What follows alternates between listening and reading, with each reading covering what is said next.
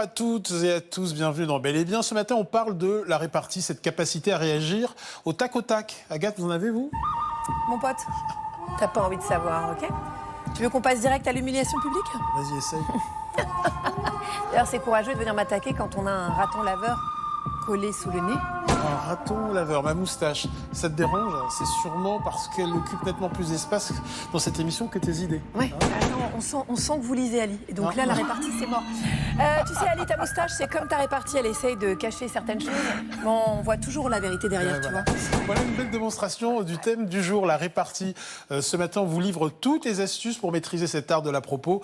Objectif, sortir du club du... Voilà, c'est ce que j'aurais dû dire. C'est horrible, ça vient la nuit, ça, généralement. On se dit, ah là là, j'aurais dû lui répondre ça. Et vous verrez que la répartie est l'argument massu pour moucher avec élégance votre patron, votre chéri, vos voisins et toutes celles et ceux qui vous attaquent verbalement au quotidien. La bonne nouvelle, c'est que ça se travaille. La preuve avec le sommaire. Avoir toujours réponse à tout, c'est la promesse que nous fait l'enseignant en rhétorique Corentin Evenot. Grâce au conseil de cet ancien bègue devenu professeur d'éloquence, vous aurez réponse à tout. Vous avez peur de parler en public par crainte de dire une bêtise? Faites comme Elsa qui s'est laissée tenter par des cours d'improvisation pour apprendre à lâcher prise grâce à sa coach d'un jour, l'actrice Elsa de Belilovski. Enfin, on appelle les snipers, ces spécialistes de l'humour à la répartie sans égale. Nous avons rencontré le brillantissime Paul de Saint-Cernin, qui sévit dans l'émission Quelle époque le samedi soir sur France 2. Et en plateau, personne n'est épargné. J'ai adoré dire à Franck Gastambide, après qu'il ait parlé de sa dyslexie, en plateau, bravo mec, de te livrer autant et de dire à tout le monde que t'es dyslexique. Est-ce que maintenant tu peux l'épeler, s'il te plaît? C'est cruel. Et ça, c'est pas écrit à l'avance. Non, on n'écrit jamais, mais on a tout écrit dans notre tête parce qu'on l'a déjà fait. On a des tiroirs en fait. Il y a des mots-clés. Quand quelqu'un dit voiture, il ouvre un tiroir dans sa tête très vite et il a 5 vannes de voiture, entre guillemets. C'est comme si c'était écrit et c'était bien rangé, quoi.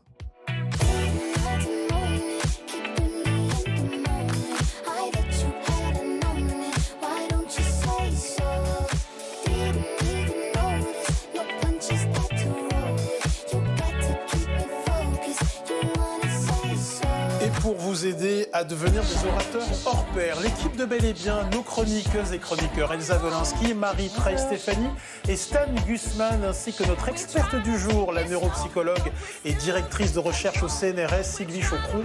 Bonjour à toutes et à tous. Bonjour Agathe. Bonjour. Tout à l'heure, j'ai pas réussi à être méchant avec vous. Je lisais mon prompteur, j'ai essayé de dire des méchancetés, mais ça sort pas avec vous. Ça sort pas, alors moi ça sort, pas. facile. Ça je sais. Ça je sais. Le raton laveur. Je subis depuis 4 ans. C'est vrai, il faut le dire. Je subis. Je vendrais ma mère. Oui, c'est vrai, mais je vendrais ma mère pour un bon mot. Oui, je sais, pardon maman, mais oui, et pas cher. Parler pour ne rien dire, ça peut aussi servir parce que grâce à ça, on peut devenir président de la réplique. Vous avez le jeu de mots? Non. Dans un instant, on décrypte les codes de la langue de bois chez les politiques avec le célèbre politologue français Clément Viktorovitch. Mais avant toute chose, Stan nous parle de cette arme de destruction massive qu'est la répartie.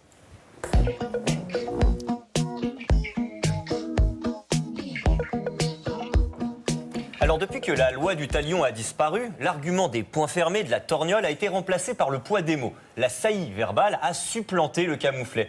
Le plus fort, c'est pas le plus costaud, heureusement pour moi, c'est celui qui manie le verbe haut. Et on aurait tort de croire que l'art de la punchline est une invention contemporaine, popularisée par le rap ou la politique spectacle. Bien avant Booba, les esprits acérés de l'histoire s'affrontaient déjà à coups de répliques cinglantes.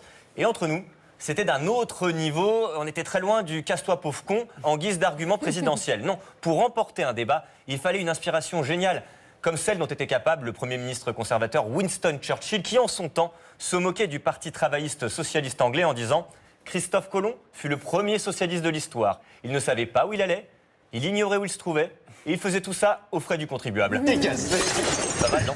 Et c'est loin d'être le seul exemple du nivellement par le bas. L'humour en politique a en aussi pris un coup qu'il est loin, l'esprit aiguisé du général de Gaulle, qui, à l'entracte d'une pièce de théâtre, se retrouve aux toilettes face à l'urinoir, son ministre de la Culture, André Malraux, à ses côtés, et ce dernier qui, pour faire la conversation, dit au président « Belle pièce, n'est-ce pas ?» Réponse du général Regardez devant vous, Malraux. Alors, mon idée n'est pas de jouer aux vieux réacs qui regrettent le temps d'avant, mais le panache d'hier faisait office de garde-fou face à l'insulte facile qui envahit aujourd'hui le débat public. Même les joueurs de foot maniaient les mots avec une précision redoutable. À milieu du « j'espère que la routoune va vite tourner » de Franck Ribéry, les amoureux du ballon rond penseront aux bons mots du célèbre footballeur irlandais des années 70, George Best, connu pour ses excès et qui répondait aux journalistes qui l'attaquaient sur son mode de vie ainsi: j'ai claqué beaucoup d'argent dans l'alcool, les filles et les voitures de sport. Le reste, je l'ai gaspillé. Simply the best. Oui, pour ce qui est de la répartie, l'élégance de la réplique d'hier a laissé place à la punchline d'aujourd'hui.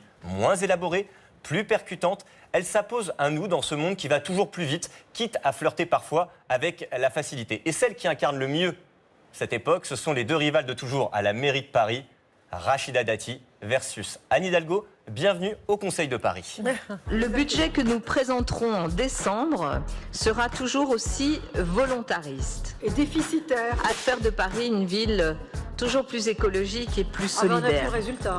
Et nous remboursons aussi notre dette climatique. Faut arrêter le crâne. Ces 12 derniers mois, votre taux de présence en séance dépasse à peine les 20%. Cette présence est aussi anecdotique que votre score à l'élection présidentielle d'1,7%. Oui, ça fait mal. 1,7%. Bah oui, 20 000 voix. Eh oui, ça fait mal. La beauté de la démocratie, c'est qu'il y ait des différences et des projets qui s'affrontent démocratiquement et ensuite les électeurs tranchent. En l'occurrence, ça fait quand même depuis 20 ans qu'ils tranchent en dehors de ce que vous leur proposez. Bon, ok, bon, là on est quand même, on est presque à c'est toi qui dis qui Ouais, est, tout ça, ou toi-même. Ou... Bon, cela dit, Sylvie Choqueron, c'est quand même ultra jouissif à regarder, on adore, mais est-ce qu'on est tous capables d'avoir de la répartie d'un point de vue neuronal? Est-ce qu'on est tous fichus pareil? Mais oui, alors il faut arrêter de penser qu'il y a des gens qui ont de la répartie et d'autres qui n'en ont pas. Certes, dans les faits, on peut avoir l'impression qu'il y a des gens qui sont plus à l'aise, mais ça ne veut pas dire pour autant qu'on n'est pas tous capables d'avoir de la répartie. Et donc, Diderot, il s'était intéressé au sujet parce qu'il avait décrit ce qu'on appelle l'esprit d'escalier. Et donc, il expliquait très bien que du fait de sa sensibilité, parfois, il était tellement pris, tellement sidéré par une situation, par quelque chose qu'il était en train de vivre, qu'il ne pouvait plus répondre, qu'il ne pouvait plus avoir de répartie. Je me sens très proche de Diderot. Et donc, ce syndrome de l'escalier, qu'est-ce que ça veut dire? Ça veut dire qu'une fois que vous êtes dans l'escalier pour repartir de chez vos amis où vous avez passé la soirée, c'est dans l'escalier que vous vous dites mais pourquoi j'ai pas répondu ça, mais j'aurais dû faire ça, mais elle m'a dit ça, il m'a dit ça, etc. Et donc, de fait, Diderot discute qui est finalement le génie? Celui qui réagit tout de suite ou celui qui, du fait de sa sensibilité, prend le temps de prendre du recul et de réfléchir à la situation? Alors, pour rassurer tout le monde, la répartie, c'est quelque chose qui s'entraîne tout à fait, on va en parler. Et donc, on parle toujours dans cette émission de la plasticité cérébrale, c'est pas un mythe. Donc, qu'est-ce qui fait qu'on n'a pas de répartie? Qu'on a été pris par ses émotions, qu'on n'a pas analysé suffisamment rapidement la forme et le fond du discours. Donc, on n'a pas eu cette réaction parfaite, soit à la forme, soit au fond. Mais la bonne nouvelle, c'est que tout ça s'apprend et qu'on peut exercer son cerveau. Il y a plein d'exercices comme les gens qui préparent le concours d'éloquence ou les avocats ou les hommes politiques. Ils apprennent à analyser très vite la forme et le fond du discours. Ils apprennent aussi à savoir comment y réagir, à se désinhiber pour pouvoir y réagir tout de suite. Et du coup, ils ont de la répartie. Alors, tout le monde est capable de manier la répartie et c'est cette bonne nouvelle que Sarah Kadour est allée prêcher auprès des Français. J'ai peur. Oui, j'ai peur. Ouh là là. Ouh là là, ça va faire mal. Ouh là là. Bonjour à tous. J'espère que c'est pas sur moi. J'espère que c'est pas sur moi. N'ayez Sarah. crainte. N'ayez crainte, Ali Agathe. Alors, pour commencer, petit test. Est-ce que vous savez d'où vient le mot répartie? Non. Alors, c'est tout bête, ça vient de repartir. En gros, quand la parole revient aussi vite qu'elle est arrivée dans la figure de son interlocuteur. Tout simplement. Moi aussi, j'ai mon petit bagage culturel. Voilà. Alors, on le sait, la répartie sert à moucher son adversaire, mais aussi à sortir de n'importe quelle situation embarrassante. Eh bien, Agathe, je vais essayer de vous déstabiliser avec une question gênante et vous devrez faire preuve de répartie pour me sécher. Vous êtes prête? Vous n'en voulez pas après? Très bien. Dis donc, Agathe, Ouais. plus le temps passe, plus vous faites jeune. Ça marche bien le Botox, non? Non, non, pas du tout, Sarah, c'est Dame Nature. Mais vous, effectivement, vous pourriez essayer quelques petites méthodes, parce que je vous sens un petit peu tristoune. Je l'ai cherché, c'était un Vous l'avez jeu cherché dangereux. Oui, Ça va, Agathe. c'était gentil, Oui, on a ça tout fait va. du botox. Ça passe. Le temps de me remettre de mes émotions, Agathe. Allons voir si les Français ont autant de répartie que vous. Pensez-vous avoir une bonne répartie? Je me débrouille pas trop mal, oui. Ça va, ouais, je pense. Je m'en sors bien. De 1 à 10, on en est où, sachant que 10, c'est Laurent Baffy? Un 7,5, ouais. Je suis à 7, 7,5, je dirais. C'est déjà pas mal. Ils se la jouent, alors c'est ce qu'on va voir. Je vais les piquer un peu. Comment ça se passe au niveau du coiffeur? Il est en prison en ce moment? Je l'attendais, en plus, je me suis pas coiffé. Je me suis fait coincer. Bravo, bien joué. Bon, bah, je descends à 6, finalement, peut-être 5 même. Au niveau du bonnet, c'est quoi? On est poissonnier, on sort de la poissonnerie, qu'est-ce qui se passe? Ok, d'accord, très bien. Sans échauffement, super. Bon, et bien maintenant que je les ai bien séchés, on peut continuer. À quoi sert la répartie et dans quelle situation ça peut être utile? Déjà, une bonne répartie pour moi, c'est pas d'insultes, pas de gros mots, elle se fait toujours dans le respect. Et je pense qu'elle peut être très utile, surtout quand c'est percutant. Souvent, quand il y a une situation un peu gênante entre plusieurs personnes, détendre l'atmosphère, créer du lien avec la personne en face. Quand est-ce que vous manquez de répartie? Dans quel genre de situation? Au boulot, je peux avoir un peu de mal, mais je m'entraîne. Quand j'ai affaire à quelqu'un qui, énergétiquement, est très fort. Quand je suis intimidé. Ça va là? Ça va, faut que je m'habitue qu'il y a une caméra, qu'il y a la télé, qu'il y a toi, mais ça va. Vous, quand est-ce que vous manquez de répartie? Quand je vais être assez choquée, que surtout ça va aller dans l'irrespect. Vous puez aujourd'hui, hein? Ah, j'ai pas de répartie. Ça, c'est pas... Voilà, là c'est totalement le truc genre, bah c'est irrespectueux de dire ça, on peut... je me suis lavée, hein. Quand je me fais interviewer, qu'on me dit que mon coiffeur est mort depuis 20 ans, là, je perds tous mes moyens. C'est dans ce genre de moment que... Faut y aller, faut pas hésiter à me rentrer dedans. Hein? C'est quoi cette veste là? On n'est plus dans les années 60. Oui, bon, en termes de veste, je me placerai pas forcément là, parce que c'est juste Michelin en redécoré en noir, quoi, mais... Oh, bravo. Quelle est la dernière fois où vous vous êtes dit, mais c'est ça que j'aurais dû dire en fait? Je pense que c'était pas encore un truc avec mes parents. Jour de l'an, je les appelle pour leur souhaiter la bonne année. Sauf que là, ils embarquent sur le fait, avec les grands-parents, que j'ai pas de mec, et nanani, et nanana. J'ai raccroché, j'étais hyper vexée. Je dis, bah bonne année à vous aussi.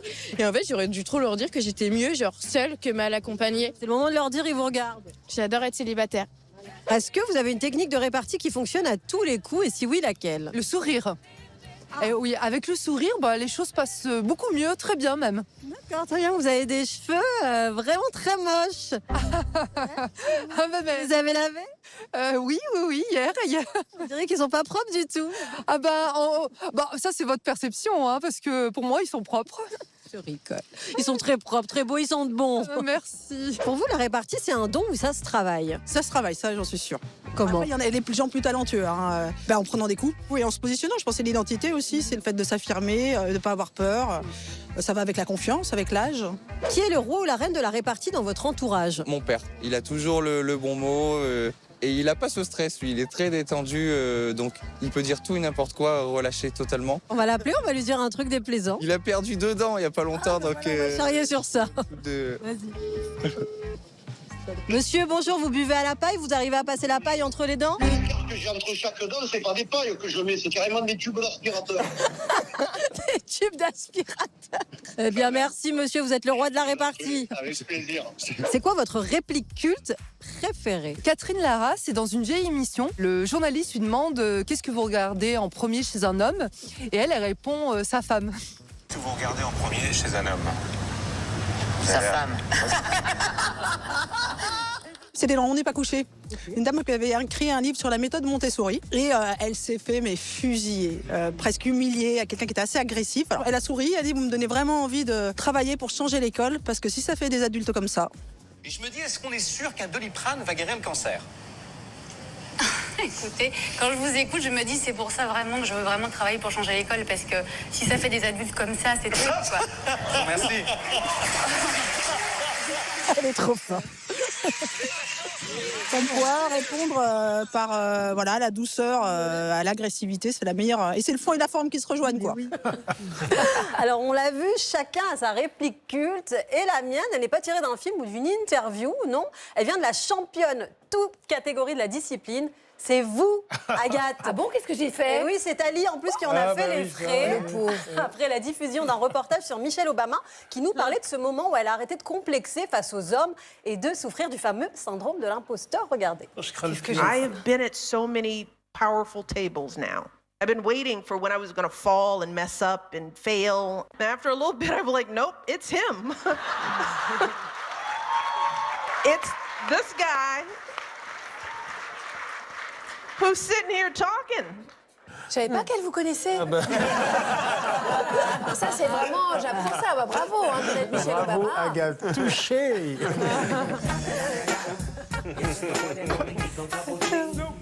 Alors, mais avec Alice, d'abord, il y a du second degré entre nous. Et si vous saviez ce qu'on s'envoie comme SMS, Oui. comme répartie, oui. alors on peut C'est notre passion, ça peut durer des heures, des soirées entières. On s'envoie. Mais voilà, en fait, On il y a peut pas le beaucoup de dire à second l'antenne. degré et on s'adore. Alors envoyez-les-moi pour la prochaine émission.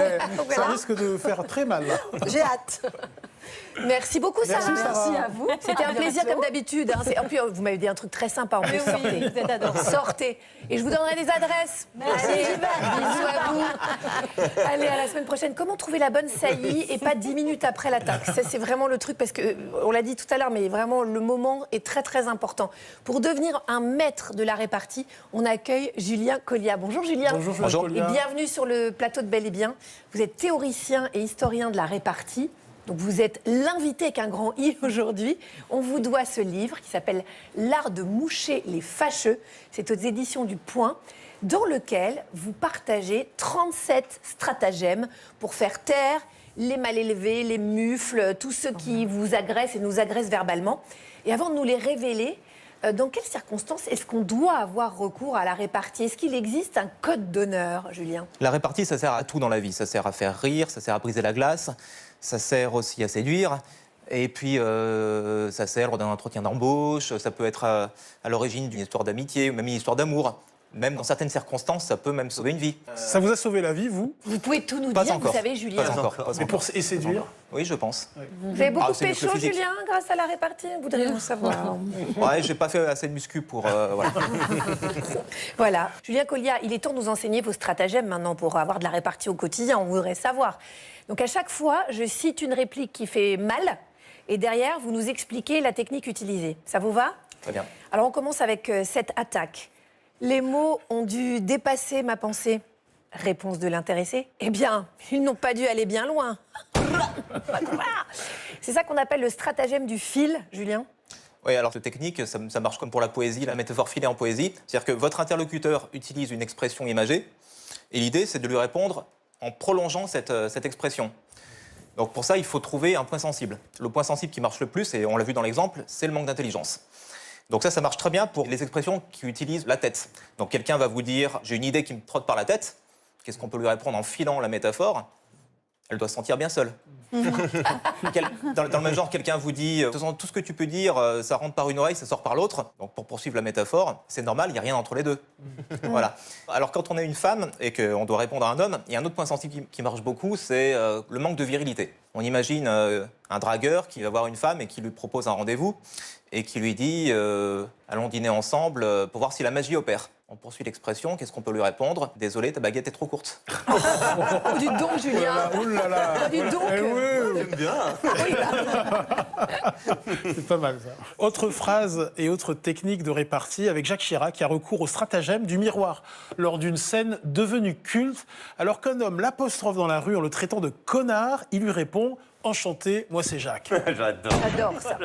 Julien Colliat, parlez-nous du stratagème du miroir. C'est une technique assez simple qui marche avec toutes les interjections. C'est-à-dire qu'on vous lance une insulte sans pronom qui vous est pas destiné directement, enfin, qui vous est destiné directement, mais c'est pas précisé. Donc voyou, escroc, minable, etc. La technique, c'est de faire comme si cette insulte, en fait, ne nous était pas désignée à nous, mais que, en fait, c'était l'interlocuteur qui se présentait. Donc c'est la phrase de Chirac, qui est en fait une reprise d'une réplique de Cyrano de Bergerac. Et donc ça marche pour toutes les interjections. Donc on peut, à la place de dire enchanté, moi c'est un tel, on peut dire mais inutile, je connais déjà votre nom, pas la peine de me le redire. Ça marche aussi pour des insultes. On imagine dans un meeting politique, il y a un homme politique qui parle et puis un opposant qui dit du vent, du vent. Il peut très bien répondre oui, je vais bientôt parler de votre programme, ne vous inquiétez pas. et alors ça marche même sur les objets. Je vais raconter une histoire. Donc on est au XIXe siècle, il y a une dame qui se promène en carrosse et il y a quelqu'un qui lui jette de la boue sur la portière du carrosse, là où il y avait les armoiries de la dame. Et cette personne se met à crier « Voilà ce que j'en fais de tes armoiries ». Et l'autre lui répond bah, « Vous venez d'y mettre les vôtres ». Ça marche pour tous les objets qui sont un peu négatifs, qui ont une image négative, etc., qu'on peut refléter grâce à cette technique du miroir. Pas mal. On passe à un autre stratagème avec cette réplique. Une épouse traitée d'idiote par son mari lui rétorque « Et c'est bien pour cela que je t'ai épousé ». C'est le stratagème du congénère. Alors oui, c'est simple, ça consiste à assumer une insulte, mais en s'arrangeant pour trouver une similitude avec celui qui nous l'a lancé. C'est de l'entraîner dans sa chute. Voilà, en fait, c'est le baiser de Judas. On le compromet en l'embrassant. Et donc, ça peut se décliner de plein de manières. Un autre exemple politique, un homme politique qui est en campagne, qui rencontre la foule, et quelqu'un dans la foule crie « Vous êtes un voyou ». Et donc, l'homme politique peut lui répondre « Justement, votez pour moi, comme ça, je vous représenterai très très bien ». Il y a un autre exemple. Si vous vous faites traiter l'insulte de base, malheureusement, fils de 3 petits points. « Salut mon frère ». Ou si c'est une femme qui vous le dit, « Maman ». Ah bah oui, c'est ça. Ah oui. Bonjour maman. Alors, en fait, ce qui est intéressant, c'est qu'en matière de répartie, il n'y a pas de match nul. C'est-à-dire que si quelqu'un vous traite d'imbécile et que juste vous lui démontrez qu'il est autant que vous, en fait, vous gagnez. Ok, pas mal quoi. Et généralement, qui gagne entre nous deux? Ah, c'est moi. Je suis sûre que ça vous est déjà...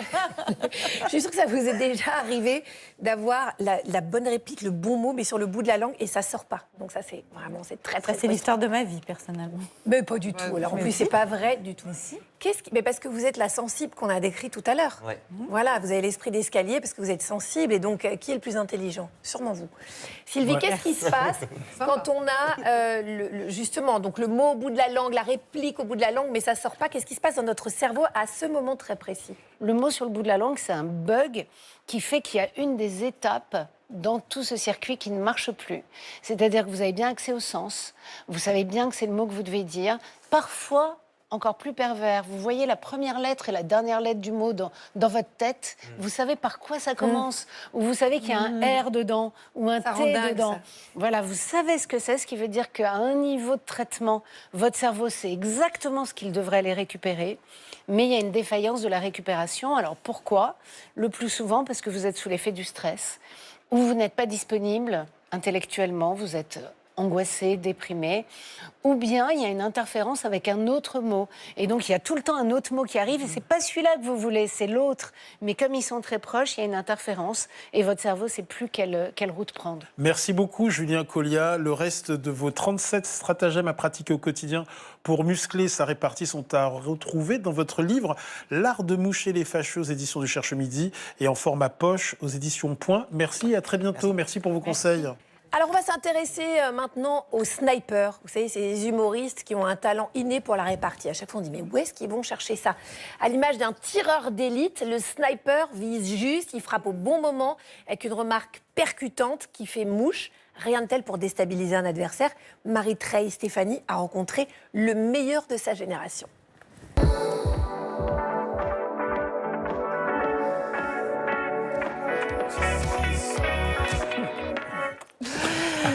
Et oui, la répartie, on peut même en faire un métier, Stan. J'ai rencontré Paul de Saint-Cernin, qui est le sniper de l'émission Quelle époque, et il est le premier surpris de vivre de sa passion de la joute verbale. Cet ancien journaliste sportif est niché dans le public de Quelle époque et intervient à tout moment pour déstabiliser, bousculer ou amuser les invités politiques ou culturels de Léa Salamé.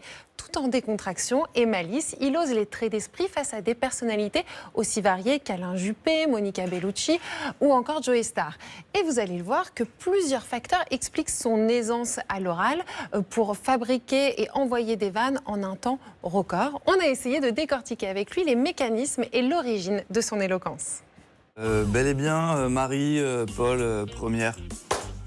Vous êtes ce qu'on appelle dans le jargon de l'humour un sniper. Expliquez-nous ce que c'est un sniper. Ce terme, il est très très explicatif. Ce que je fais dans l'émission Quelle époque, c'est que je suis en haut dans les tribunes et j'attends, et bam, j'envoie ma vanne. L'émission est montée, donc est-ce qu'il y a des petites choses qui ont été coupées, des réactions qui ont été compliquées? Ouais, alors une seule qui a été enlevée où le ton est un peu monté, c'est Joey Starr. Ah oui. Mais tu n'es pas surprise. Est-ce que justement c'est quelque chose que vous redoutiez, la réaction des invités, que ça soit mal pris, ou justement c'est ce que vous cherchez? Non, en fait, il y a un truc qui me ferait de la peine, c'est si la personne que je vise avec ma vanne le prend mal. Qui je suis moi pour vanner tel chanteur qui a sorti 5 albums dans sa vie? J'ai eu la chance de discuter avec Jean Dujardin qui m'a dit en fait, je crois qu'il faut une grande humanité pour faire ça, parce que si on voit ne serait-ce qu'1% dans ton œil de tu veux vraiment blesser la personne, en fait, ça marche pas. Et là, si ça marche, si tu peux te permettre de dire ce genre de choses, c'est parce qu'on voit que c'est full bienveillance. Ça vous vient d'où, cet humour aiguisé? Moi, j'ai plusieurs explications. Waouh, ça m'intéresse vraiment. Déjà, vous venez d'une famille nombreuse. Ouais. Je suis l'aîné de 6 enfants, je viens d'une famille où on croit très fort en la CAF. Et du coup, ouais, c'est le bordel en permanence. Évidemment que ça joue, ça se vanne tout le temps. C'est que des tirs toute la journée, quoi. C'est drôle. Je pense que tu as mis le doigt sur un truc... Alors, autre début d'explication, vous dites que vous n'avez pas de filtre naturellement depuis toujours. C'est ça? J'ai un besoin de vérité qui est très prononcé, voire excessif, voire maladif. Ah oui, par exemple? Je suis en Bretagne avec un pote, on fait les courses dans un supermarché, il me dit « Tiens, regarde des caramels beurre salé, achète-en à ta femme, ramène-lui, ça va lui faire plaisir. » J'achète les caramels, je les offre à ma femme, elle est vraiment heureuse. « Merci mon chéri, ça me touche, merci. Qu'est-ce qui t'a fait penser à moi ?» Et je peux pas m'empêcher de répondre « Bah, c'est Grégoire. » Je sais qu'il faut pas dire ça à ce moment-là. Je suis pas complètement teubé, mais c'est trop dur pour moi de pas le dire. Comment ça fonctionne dans votre tête alors? Est-ce que ça vient d'un coup? Est-ce qu'il y a une gymnastique intellectuelle? C'est un peu comme tout dans la vie, à force de le faire, ton cerveau chope les mécanismes et le fait naturellement. C'est quelle réplique ou répartie dont vous êtes le plus fier? J'ai adoré dire à Franck Gastambide, après qu'il ait parlé de sa dyslexie en plateau, bravo mec de te livrer autant et de dire à tout le monde que t'es dyslexique. Est-ce que maintenant tu peux l'épeler s'il te plaît? C'est cruel. Et ça, c'est pas écrit à l'avance? Non.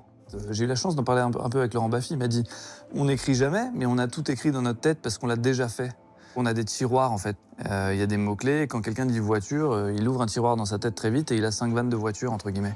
C'est comme si c'était écrit et c'était bien rangé, quoi. Ce qui est important aussi dans la répartie, c'est le sens du timing. C'est que ça. Souvent, les vannes, elles sont pas... Si tu les lis sur papier, elles sont pas tout le temps marrantes. C'est un mot. Ouais. Ah oui, comme avec ta barbe. Enfin, tu sais, c'est même pas des vannes, mais comme...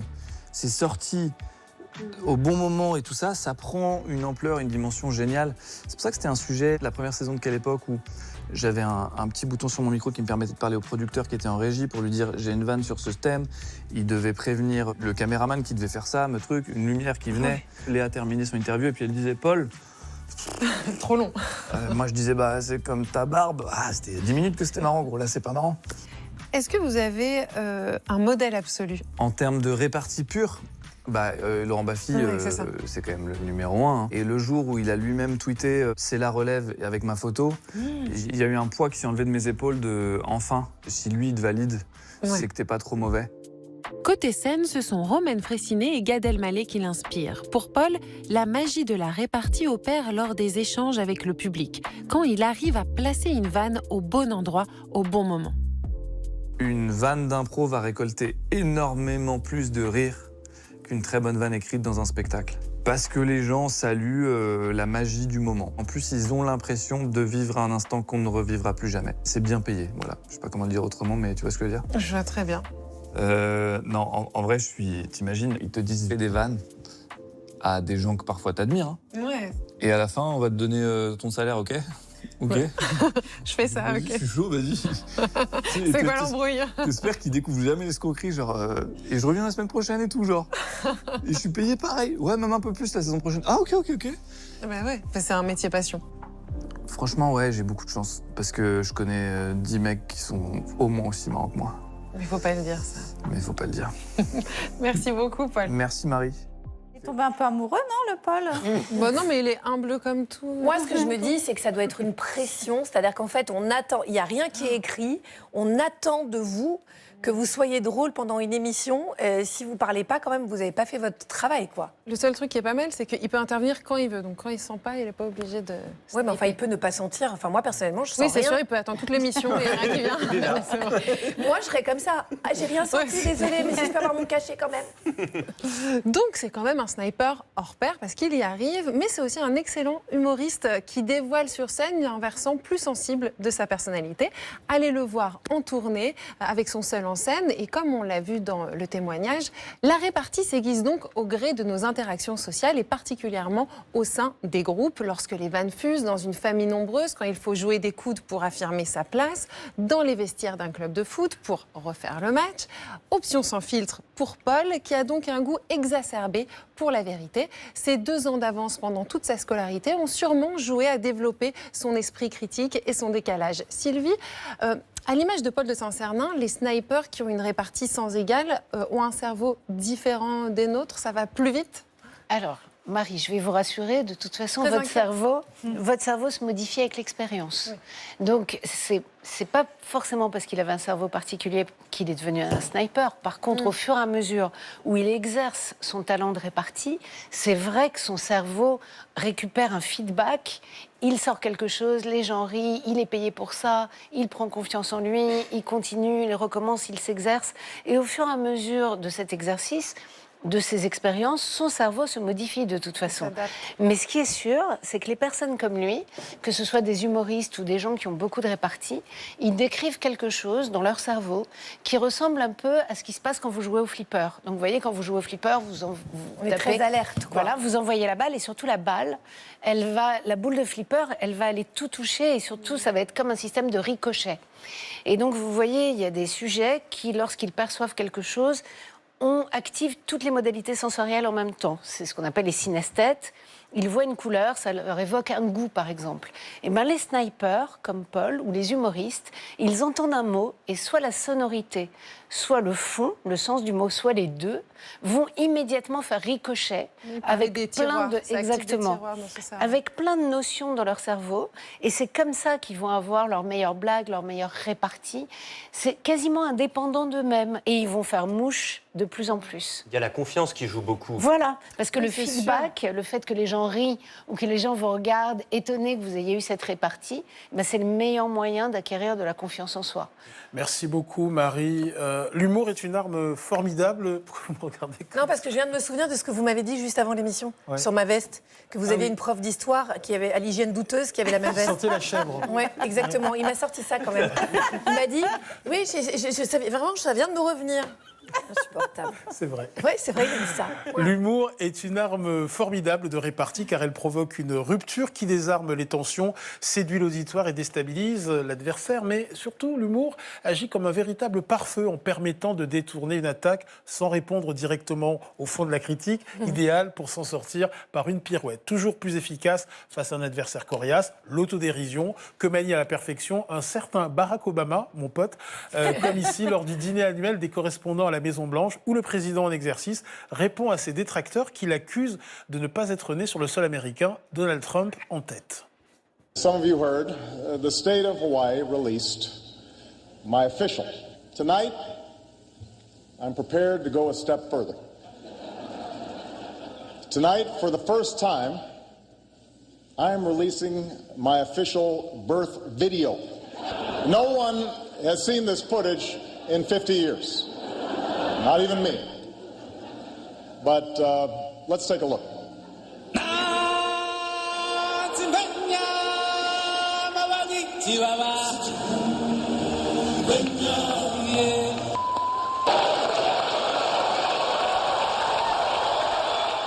Trop fort.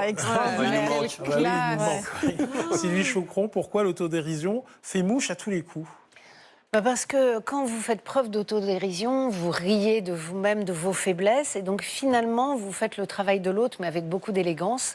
Et l'autre ne peut plus rien dire, parce que s'il surenchérit, alors là, il est vraiment malveillant, il est vraiment mauvais, il est mesquin.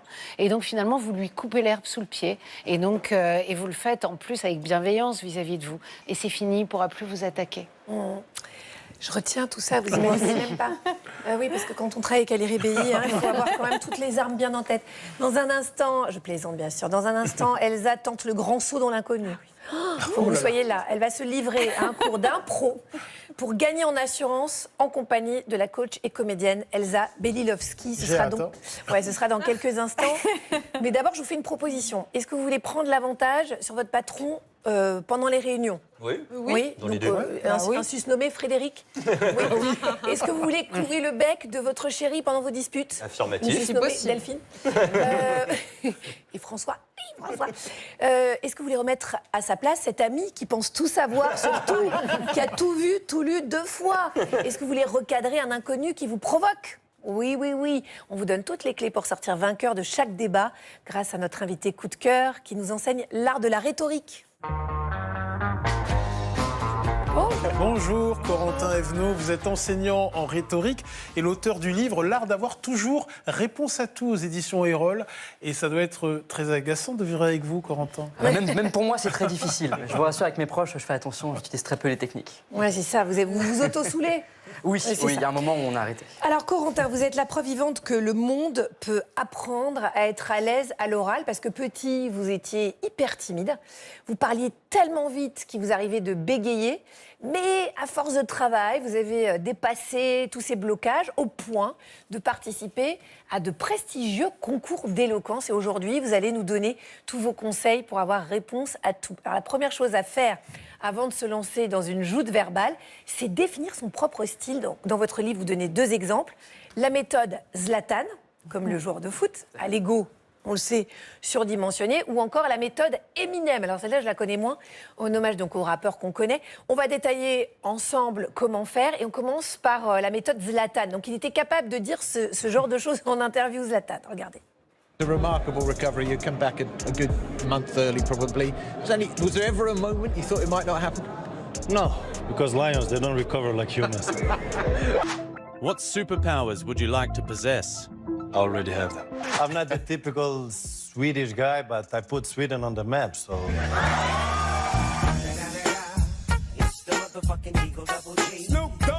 Je suis pas peu fière parce qu'au début de l'émission, j'avais les mêmes lunettes. Ouais. Si je peux me permettre. Apparemment, c'est le trophée de la répartie, c'est les petites lunettes de soleil. C'est le Thug Life. Pourquoi c'est si efficace, cette méthode de Zlatan? Parce que si on le prend au premier degré, on peut le détester. Ouais, c'est précisément une question de degré. Bon, l'idée, c'est de se mettre en valeur de manière un peu excessive pour jouer ce personnage-là. Mais l'idée, c'est d'y aller, non pas au second degré, mais peut-être au 10e, au 100e. C'est un peu comme l'humour noir. Il faut qu'on se dise, il va tellement loin que ça peut pas être vrai. Et en fait, c'est très efficace parce que ça devient automatique. On n'a plus à se demander comment je réponds. On sait comment on répond, puisqu'on a son style qui nous est propre. Et il suffit juste de dérouler à chaque fois que ça arrive.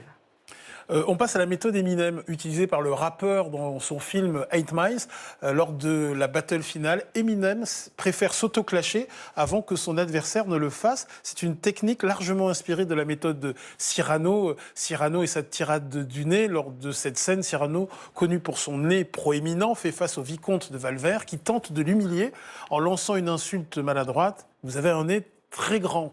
Plutôt que de s'offusquer, Cyrano retourne la situation à son avantage et livre une tirade magistrale où il imagine lui-même une série d'insultes beaucoup plus inventives que celle de son adversaire. Et parmi elles, on retrouve le fameux « c'est un roc, c'est un cap », que dis-je, c'est une péninsule. Corentin, parlez-nous de l'efficacité de cette technique utilisée par Edmond Rostand, l'auteur de Cyrano de Bergerac, et reprise par Eminem. Oui, et également reprise par Paul Mirabel qui fait beaucoup ça sur scène. L'idée, c'est d'accepter la critique en la faisant sienne. Et ce qui est génial avec ça, c'est que tout à coup, on passe de « on m'attaque, je me défends » à « je ne suis pas contre l'autre, mais avec lui ». Tout à coup, c'est un jeu qu'on fait ensemble et plus un combat. Et puis, c'est un peu comme les chatouilles, quand on voit que ça n'a pas vraiment d'effet sur l'autre, on se rend compte qu'on a très vite envie d'arrêter. Et voilà, donc ça, on retient aussi. Corentin Evenot, pour ne jamais être déstabilisé face à une réplique, il faut aussi se conditionner pour accueillir l'attaque avec sérénité. Vous dites dans votre ouvrage qu'il ne faut jamais en faire une affaire personnelle. Bah oui, mais ça s'apprend aussi. Ouais, c'est pas simple, mais en réalité, on commence à le comprendre quand on va chercher ce qui se cache derrière l'attaque. Parfois, derrière l'attaque, il y a un mal-être de la personne en face qui a besoin de l'exprimer. Je le vis beaucoup sur les réseaux sociaux avec beaucoup d'insultes qui sont souvent l'expression d'une solitude. Et puis parfois, c'est aussi sur un objet qui est autre. Si on me dit « ta vidéo est nulle » ou « ton travail est nul », mon travail ou ma vidéo ne définit pas tout ce que je suis. Et je crois qu'il faut apprendre à essayer de décorréler un peu son identité propre, ce qu'on est, de parfois ce qu'on fait ou de nos actes. Alors une fois qu'on est zen, hein, puisque vous nous avez donc appris à prendre de la hauteur, vous dites qu'il est primordial de connaître les pièges rhétoriques dans lesquels il ne faut surtout pas tomber. Donc on va les passer en revue. Tout en bas de l'échelle, l'insulte, parce que là ça nécessite aucun argumentaire, mais qui a pour ambition de vous faire sortir de vos gonds. Par exemple, quand votre interlocuteur vous traite de facho, de wokiste, de féminazi, etc. Donc dans ce genre de situation, Corentin, qu'est-ce qu'il faut faire ? On fait quoi, espèce de baltringue? Écoutez, si par baltringue, vous entendez que j'ai peur de perdre mes relations parce que j'y tiens, alors oui, je suis une baltringue. Et je crois que c'est ça qu'il faut faire, c'est-à-dire redéfinir le mot de l'attaque, l'accepter avec cette nouvelle définition. Oui, parce que vous n'êtes pas énervé, vous avez été très mignon. Non, je l'accepte. Et de la même manière que si vous me dites que je suis par exemple un féminazi, je pourrais le redéfinir et vous dire si pour vous féminazi c'est le fait d'être pour l'égalité homme-femme, alors je le suis avec joie. Il faut assumer en fait. Et je l'assume en ayant ma définition et ma conception du mot, ce qui sera beaucoup plus efficace que de vous retourner une insulte, ce qui va juste mener à une insulte suivante et un conflit interminable. Alors, nouveau piège rhétorique dans lequel ne pas tomber, le faux dilemme qui consiste à présenter un choix tronqué à son adversaire comme s'il n'y avait que deux options possibles. On pense à la célèbre phrase « La France, tu l'aimes ou tu la quittes ». Corentin, comment réagir face à ce type de réplique ? Assez simplement, en montrant qu'il existe d'autres options alternatives. En l'occurrence, je peux aimer la France et vouloir la quitter pour retrouver le soleil de l'Espagne que me rappelle ce plateau. Ou au hasard, si pendant des élections on me dit qu'il n'y a que deux candidats possibles, rappelez qu'il y en a peut-être d'autres qui existent aussi. On va passer à un piège rhétorique bien plus subtil, la question manipulatoire qui consiste à poser une série de questions insidieuses pour arriver à la réponse qu'on veut. Voilà. Une technique qui est très appréciée des journalistes qui veulent revenir avec la bonne phrase qu'ils sont venus chercher en interview. Vous prenez en exemple Kylian Mbappé. Pendant une conférence de presse de l'équipe de France de foot, il y a un journaliste qui tente de le piéger sur son manque de complicité avec l'attaquant Olivier Giroud, à qui il ne fait pas de passe pendant les matchs, etc., au motif supposé qu'il ne l'aimerait pas. Et plutôt que d'y aller frontalement au risque de se faire retoquer, le journaliste il tente une approche beaucoup plus subtile. On regarde. Kylian, sur votre manière de jouer, est-ce que vous arrivez à comprendre qu'on ait parfois la perception qu'en fonction des joueurs qui sont à côté de vous, qui vous entourent, vous puissiez lâcher plus ou moins vite le ballon ? Alors, bon, on voit, il est très intelligent, hein, Kylian Mbappé, donc on sent son petit sourire et tout, on sent qu'il ne se laisse pas avoir. Mais est-ce qu'il va quand même tomber dans le piège ? En fait, quelles sont les options qui s'offrent à Kylian Mbappé à ce moment-là pour sortir de ce traquenard ? Parce que c'en est vraiment un. Il y en a plusieurs, moi j'en vois 3 et je vous propose de jouer avec moi là-dessus et d'essayer de deviner. Comme ça, on va faire quelque chose d'un peu interactif. Première option, ce serait d'y aller de manière un peu confrontationnelle et de demander directement aux journalistes, mais où est-ce que vous voulez en venir ? Qu'est-ce que vous voulez dire ? Comme ça, je coupe la série de questions.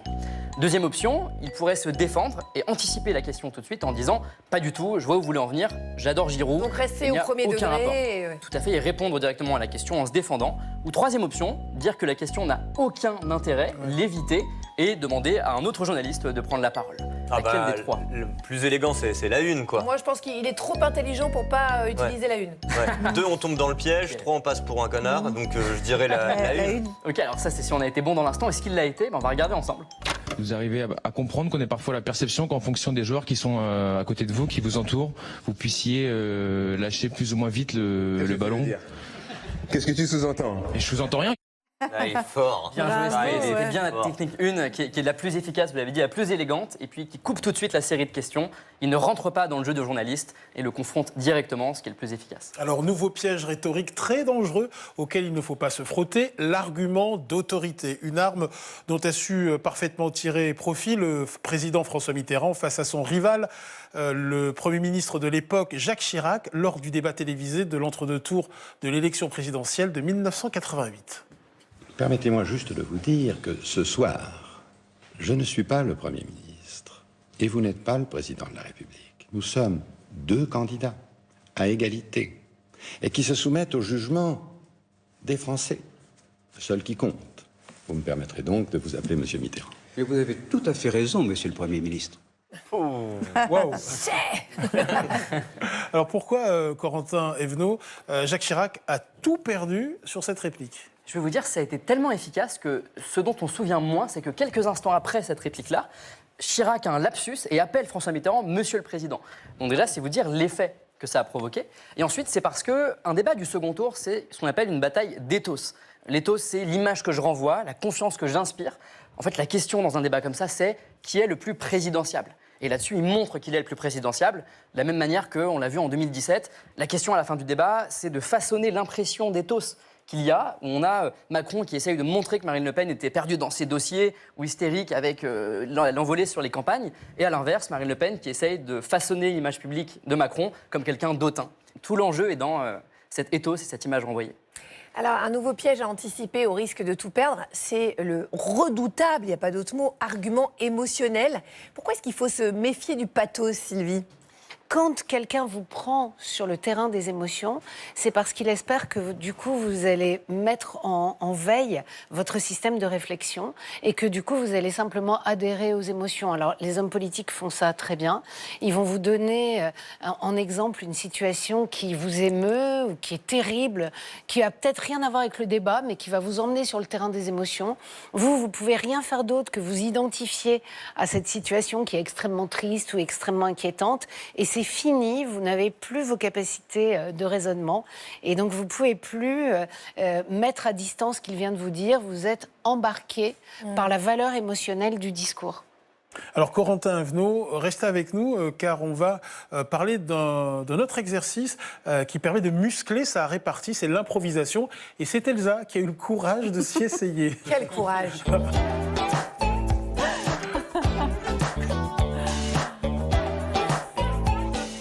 Et je dois avouer que c'était un exercice qui n'était pas du tout facile pour moi. Corentin, est-ce que je peux me permettre de vous appeler Coco? Parce que c'est comme ça qu'on vous appelle un peu derrière votre dos, dans les cours, parce que vous êtes professeur. Et alors, sachez, Coco, que je n'ai aucune répartie ni punchline facile, mais pas du tout. Je ne connais qu'une citation par cœur, qui est celle de René Char, la lucidité et la blessure la plus rapprochée du soleil, que j'essaye de mettre dans tous les dîners, mais qui tombe souvent à plat, vous voyez. Je suis du genre plutôt lente. Je suis un peu comme Diderot, comme vous l'avez dit tout à l'heure, ce qui me rassure beaucoup, ce qui rassure mon ego, c'est-à-dire, je me réveille la nuit souvent en me disant, mais j'aurais dû lui dire ça, c'est ça que j'aurais répondu. C'est-à-dire, je me sens toujours un peu en retard, un peu à côté. Vous voyez ce que je veux dire? Complètement. J'ai pas de problème pour être à l'aise. Mais en tout cas, j'ai pas la punchline, j'ai pas la répartie là comme ça tout de suite. C'est pour ça que je suis allée prendre un cours d'impro avec une superbe comédienne qui s'appelle Elsa de Belilovski, qui est aussi coach, qui a une compagnie Les Improvocantes. Et, elle est dans Bref 2 aussi. Et elle est en ce moment dans Bref 2 d'ailleurs. Merci Stan. Non. Elle était avec son acolyte humoriste et comédienne qui s'appelle Élodie Decker. On a eu un rendez-vous au Red Comedy Club et c'est un reportage de Lucille Charlemagne. Aujourd'hui, j'ai rendez-vous avec la comédienne et coach Elsa de Belilovski et Élodie Decker, comédienne aussi, pour un cours d'impro dans un comédie club. L'impro, c'est retrouver son âme d'enfant. Est-ce que tu as déjà vu des enfants jouer dans un square? Oui. Bon, les enfants, quand ils sont en train de jouer aux pirates sur leur bateau, ils sont pas en train de se dire ah non, on me regarde, je fais mal, je suis pas acteur et tout ça. Ils y vont à fond. Donc c'est ça qu'on fait là. En fonction de ce qu'on se dit, eh ben on y croit, on se juge pas, on n'est pas en train de se dire ah je suis nulle, je suis pas comédienne, je sais pas faire, truc. D'accord. Je dois en effet m'oublier et ça passe par le corps selon ma coach. C'est parti pour l'échauffement, pour me mettre dans le bain. On marche sur la lune. Voilà. Et... oh, l'étoile. Oh ouais. Oh, il y a la terre ici. Oh, elle est toute petite. On marche sur des braises brûlantes. On marche comme des mannequins à la Fashion Week. All right, défilé, c'est parti. On se la pète, on se la raconte. Ok, nickel, voilà. Bon, on commence à sentir que petit à petit, rien du tout. Ah ouais?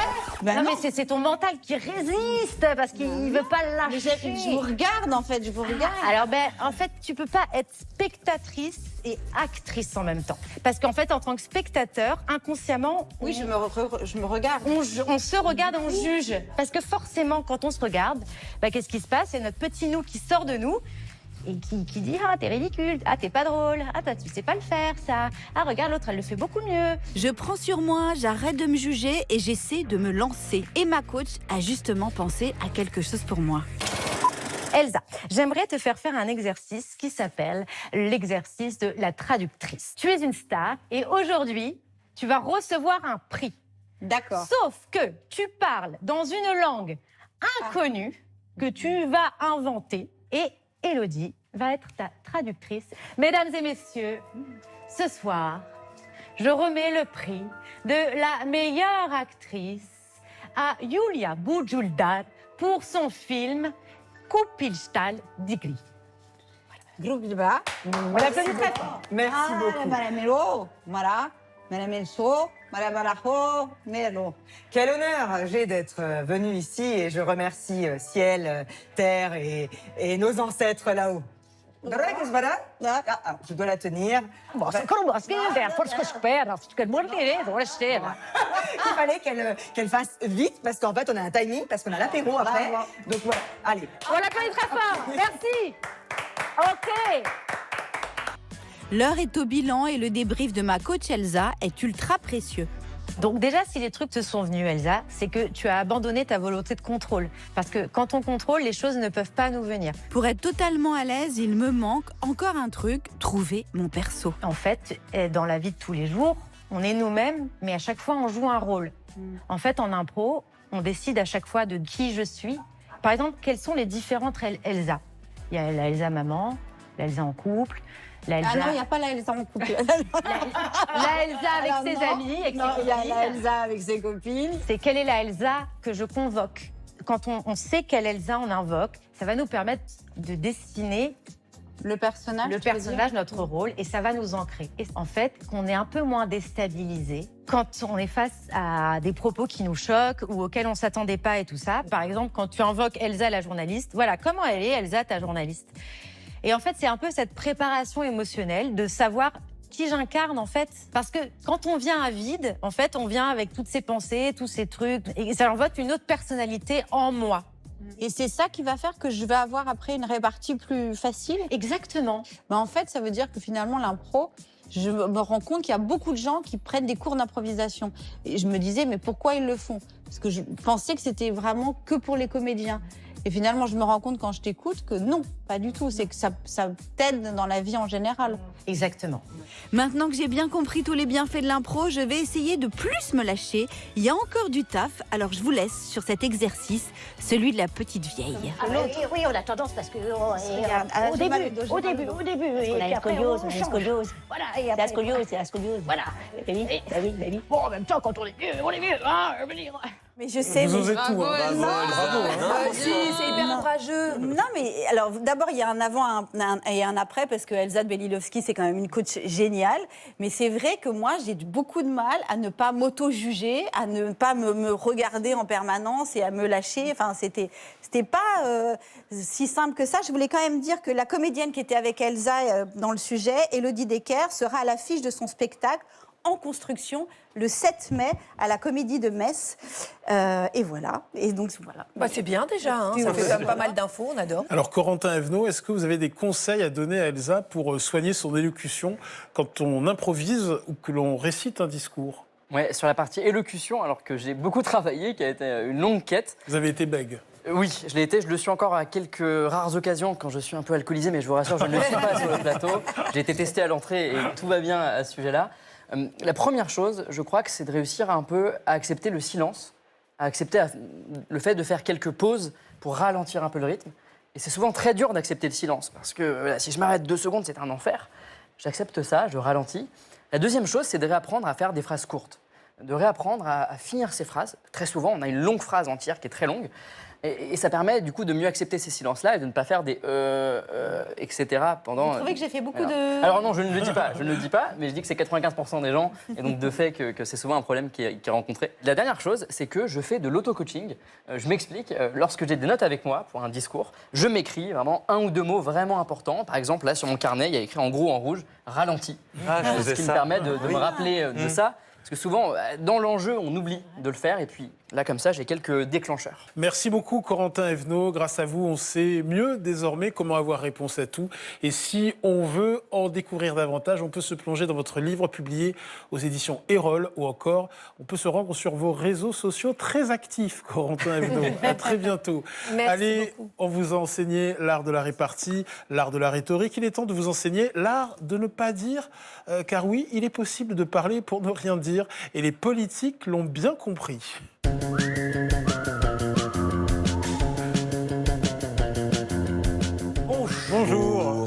Bonjour Clément Viktorovitch, merci d'être sur le plateau de Bel et Bien. Alors Clément, vous êtes docteur en sciences politiques, vous êtes enseignant à Sciences Po et vous avez fait un constat. En politique, la langue de bois est partout. C'est vrai, je fais le même constat que vous. C'est un domaine auquel vous avez consacré votre premier seul en scène qui s'appelle L'art de ne pas dire. Il est actuellement tourné dans toute la France et c'est un texte qui a aussi été publié aux éditions du Seuil dans cet ouvrage du même nom. Alors le pitch, je le donne à nos téléspectateurs, vous jouez un communicant trahi, congédié par le nouveau président de la République qui lui doit pourtant la victoire. Une éminence grise qui lui a appris à gagner, à débattre en ne disant rien. Donc vous êtes en train de dire qu'on ne gagne pas une élection avec des idées. Alors, on peut gagner une élection avec des idées, en tout cas on le pourrait. Moi c'est un idéal dont je n'ai pas encore fait le deuil, en tout cas je m'y refuse. Mais oui, je constate en effet que depuis bien longtemps déjà dans le débat politique français, c'est davantage, vous l'avez dit, la langue de bois, l'art de maquiller les réalités sous un langage de coton, voire pire, l'art de ne rien dire du tout. En fait on a l'impression maintenant quand on écoute des débats que rien n'est dit. Qu'il n'y a pas de contenu, c'est ça qui est fou, il n'y a pas de fond, quoi. Absolument, et hélas, et c'est ce que je raconte dans ce seul en scène, ça n'est pas qu'une impression, c'est-à-dire que la langue de bois a gagné le langage politique, peu à peu, les mots ont dit de moins en moins de choses, les réalités simples ont été dites de manière de plus en plus complexe et empoulée, jusqu'à ce qu'aujourd'hui, des pans entiers de discours, voire des discours dans leur ensemble, ne veulent absolument plus rien dire, ne présentent pas le début du commencement de la moindre idée aux citoyennes et aux citoyens. Alors, dans votre livre, vous faites le constat suivant. En politique, dire ce que l'on veut faire, c'est prendre le risque de déplaire.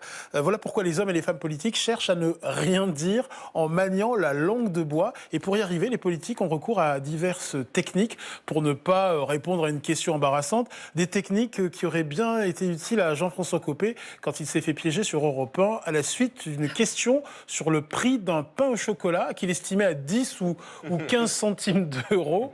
On est bien loin du compte. Et Clément Viktorovitch, on va rester sur cet exemple précis. Comment Jean-François Copé aurait-il pu se sortir de ce traquenard et ne pas répondre à cette question ? On voit les différentes techniques que vous énumérez dans votre livre et qui s'affichent à l'écran. Alors oui, en effet, ça c'est le grand classique, bien sûr. La règle d'or, si on peut se le permettre dans ces cas-là, c'est déjà de disqualifier la question et d'en profiter pour humilier tranquillement celui ou celle qui la pose. Donc on va prendre cela par ironie. En tout cas, c'est ce que moi je recommanderais. On commencera en disant « Vraiment ? Monsieur Pujadas, alors nous en sommes là, et puis c'est là où on tire le fil de l'ironie. Je m'y attendais, évidemment, mais je me demandais ce que vous alliez choisir. Ce sont donc les pains au chocolat. Écoutez, ça aurait pu être la baguette de pain, pourquoi pas le paquet de cartes Pokémon, tant qu'on y est. Mais écoutez, c'est passionnant. Je suis sûr que toutes les personnes qui nous écoutent sont ravies de savoir qu'on utilise du temps d'antenne pour des interpellations aussi passionnantes. Et puis ensuite... Vous n'avez pas répondu à ma question, monsieur Copé. Non, mais parce que peut-être, et c'est là où justement on tire le fil, on monte en généralité, vous avez raison et je ne vais pas y répondre. Vous savez pourquoi ? Parce que je pense qu'il y a d'autres questions qui préoccupent les Françaises et les Français. Pourquoi est-ce que ce pain au chocolat est si cher ? Comment expliquer qu'il ne cesse d'augmenter ? Les gens se souviennent, à l'époque... Monsieur Copé, on a besoin de savoir si vous avez conscience des réalités en fait, que vivent les Français au jour le jour. Vous savez quoi, madame ? J'en ai d'autant plus conscience que moi, je n'ai pas oublié le passage du franc à l'euro. Peut-être est-ce votre cas, ça n'est pas le mien. Non, je me souviens que les Françaises et les Français qui nous écoutent sur ce plateau, tout le monde le sait, qu'au moment du changement du franc à l'euro, les prix ont augmenté. Bah oui. Le pouvoir d'achat... Oui. Merci, monsieur. Vous ne partirez pas, monsieur Copé, là, sans m'avoir donné le prix. Je me fais un allié sur le plateau. Et donc, c'est là où, maintenant que j'ai bien noyé le poisson, je peux reposer la question qui m'intéresse. Donc, vous voyez, madame, moi, c'est ces choses-là qui m'intéressent. Comment redonner du pouvoir d'achat aux Français ? Comment lutter contre l'inflation ? Comment faire pour que chacune en France puisse offrir des pains au chocolat à leurs gosses ? Voilà les questions que vous auriez pu me poser. Eh bien, figurez-vous que sur ces enjeux-là, j'ai des propositions à avancer. Non, moi, je trouve ça génial, c'est le baron noir. On continue à passer en revue les méthodes utilisées par les politiques pour donc ne rien dire. Voilà. Parmi eux, utiliser des concepts mobilisateurs comme celui de la justice sociale. Absolument. Ce qui est fabuleux avec la justice sociale, c'est que je pense qu'autour de ce plateau, on est absolument toutes et tous pour. Et les personnes qui nous écoutent, les téléspectateurs, téléspectatrices, sans doute se rendront compte que tout le monde, ils et elles, sont aussi pour la justice sociale. C'est ce qu'on appelle un concept mobilisateur. C'est-à-dire que c'est très jolis mots, très ampoulés, qui parlent à tout le monde, mais qui veulent dire quelque chose de différent pour chacun. Et donc, on peut comme ça utiliser des mots qui vont nous permettre de mettre tout le monde d'accord, parce que tout le monde entendra quelque chose de différent. Pour certains, certaines, si je dis « il est temps », madame, il est temps de rétablir la justice sociale pour réaliser enfin l'idéal émancipateur qui est celui de la République. Bon, là, tout le monde est d'accord, mais justice sociale, qu'est-ce que ça veut dire? Est-ce que ça veut dire donner plus à ceux qui ont moins?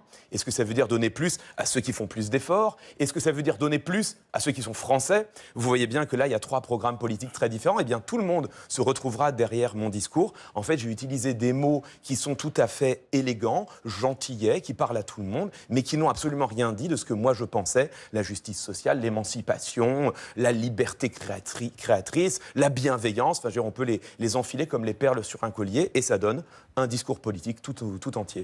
Nouvelle méthode utilisée par les politiques pour ne pas déplaire et qu'on peut également appliquer au quotidien, c'est l'euphémisation. Évacuer un à un les concepts les plus fâcheux pour les remplacer par des équivalents anodins. Oui, absolument. Et ça, en fait, tout le monde peut se rendre compte que c'est ce que l'on vit depuis longtemps déjà. L'euphémisation, c'est le cœur même de ce qu'on a appelé pendant très longtemps la langue de bois. Certaines qui nous écoutent, les plus anciens, se souviennent peut-être qu'à l'époque, on osait un mot qui était un mot absolument odieux, que plus personne n'oserait dire aujourd'hui. On disait « plan de licenciement ».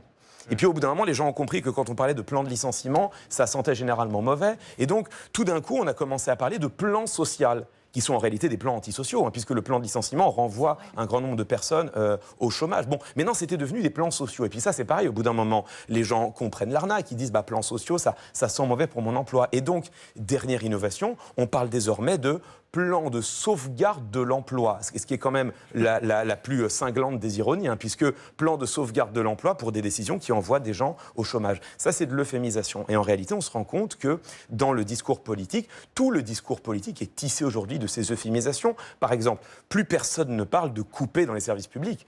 Tout le monde se rend compte que couper dans les services publics, ça veut dire moins d'écoles, ou du moins moins de professeurs dans les écoles, des hôpitaux qui fonctionneront moins bien, des infirmières et des infirmiers qui devront s'occuper toujours de plus de patients. Bon, tout le monde voit bien que couper dans les services publics, c'est plutôt négatif pour celles et ceux qui nous écoutent. Donc on va dire, mesdames, messieurs, il est temps de débureaucratiser la France. Je mets au défi quiconque d'être en désaccord avec la débureaucratisation. Sauf que derrière, on voit que c'est exactement la même chose. C'est toujours couper dans les dépenses sociales ou les dépenses de services publics. Clément Viktorovitch, même si ces méthodes, pour ne rien dire, sont encore utilisées en politique, on a l'impression qu'elles sont devenues caduques avec l'arrivée au pouvoir de Donald Trump quand même aux États-Unis, de Jair Bolsonaro au Brésil, de Javier Milei en Argentine ou encore de Giorgia Meloni en Italie. En déplaisant et en contredisant la vérité, ces politiques, ils ont réussi à se faire élire. Alors pourquoi est-ce que ça fonctionne? Parce que là, pour le coup, on est très très loin de la langue de bois. Est-ce que c'est parce qu'il y a un ras-le-bol justement de se rien dire? En effet, vous avez raison de situer ça avec Donald Trump. Lors du premier mandat de Trump, 4 ans, donc, le Washington Post a répertorié plus de 30 000 mensonges et approximations, plusieurs dizaines par jour dans la bouche du locataire de la Maison-Blanche. Et hélas, les autres personnes que vous ébauchez ont utilisé les mêmes stratégies. Et je le dis encore une fois à regret, on a observé cela en France aussi, où plusieurs partis politiques et le gouvernement lui-même n'ont pas hésité à contredire le réel les yeux dans les yeux, à énoncer tellement de mensonges et de fausses informations qu'au bout du compte, les citoyennes et les citoyens acceptent une forme d'indifférence au vrai et au faux. Les individus ne se soucient plus de savoir si ce qu'on leur dit est vrai ou faux, ils se contentent simplement de se demander si ça leur plaît. Je vous donnerai simplement un exemple, mais je pourrais en énumérer un grand nombre. En 2019, Emmanuel Macron reçoit les élus d'outre-mer et il est interpellé sur le chlordécone, ce pesticide qui a fait des ravages dans les Antilles. Et il a cette phrase que je cite très exactement, il dit « Il ne faut pas dire que le chlordécone est cancérigène parce que ça agite les peurs et que c'est pas vrai ». Fin de citation. Il est immédiatement démenti par tous les médecins spécialistes de la question. 3 jours plus tard, 3 jours, communiqué de presse de l'Élysée, je le cite à nouveau exactement, le président de la République n'a jamais dit que le chlordécone n'était pas cancérigène. Fin de citation. Là, on voit que c'est une contradiction. C'est plus du mensonge.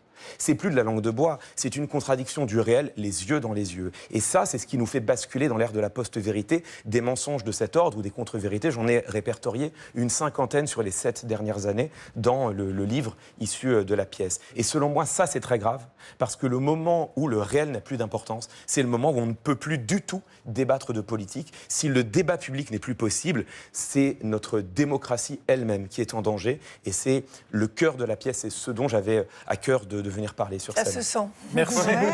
Merci beaucoup Clément Viktorovitch d'avoir été avec nous ce matin. Je rappelle le titre de votre livre, L'art de ne pas dire, publié aux éditions du Seuil, chronique d'un saccage du langage aux éditions du Seuil, un ouvrage passionnant que nous recommandons à tout le monde.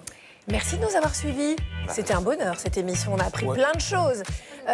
Ali, vous allez me manquer. Ah bon? Mais j'ai une solution. Je tourne mon transistor, 81 ans, et je vous écoute sur France Inter tous les matins dans Grand Bien vous fasse. Et je me cultive, je me fais du bien. Qu'est-ce que j'ai dit?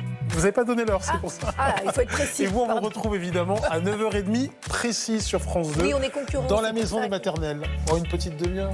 On a une petite demi-heure, vous pouvez regarder les maternelles et allez vous basculer, mais bon, attendez un petit quart d'heure quand même. Allez, on se retrouve nous la semaine prochaine dans Bel et Bien, même heure, même jour, même chaîne. Et puis d'ici là, vous passez un bon week-end et vous prenez soin de vous, nom d'un chien galeux. Bon week-end, à bientôt. Fatigue. Bon week-end.